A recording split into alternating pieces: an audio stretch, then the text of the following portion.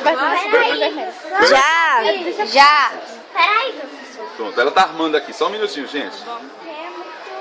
Muita emoção. Tá vendo aí? Eu não disse que um dia eu ia fazer sucesso? Eu já tô filmando.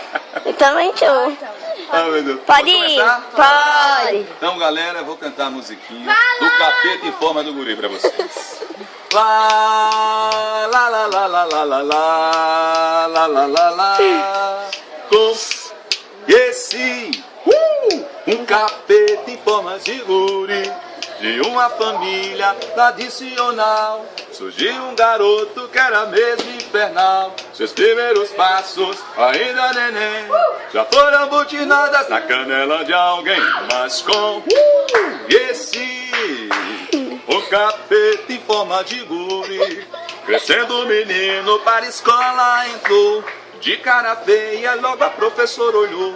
No primeiro dia, no teco fatal, mandou o coleguinha logo pro hospital. Mas conheci um capeta em forma de guri, e depois da aula, na bolero tal, quebrar as vidraças para ele era normal. Mas num belo dia, por perder um voo, botou fogo na casa e depois derrubou. Mas com esse um capeta em forma de guri, que aos 18 anos resolveu namorar, pois seu coração queria se apaixonar.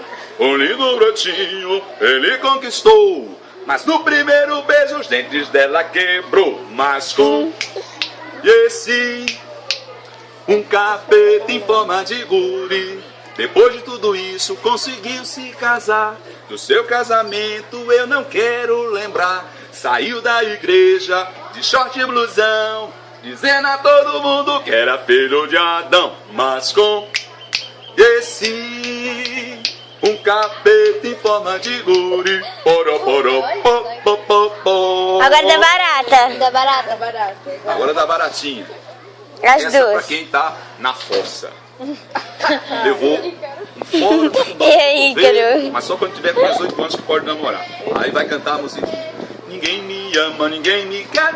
Vou comer barata, barata frita, barata assada, sopa de barata. Tira a cabecinha, chupa a merequinha, joga a casca fora. Que delícia! A outra. Agora outra musiquinha da baratinha. Todo mundo convidado para almoçar lá em casa hoje. E o cardápio eu vou dizer agora. Se você for lá em casa, prometo não passa fome. Lá em casa tem barata.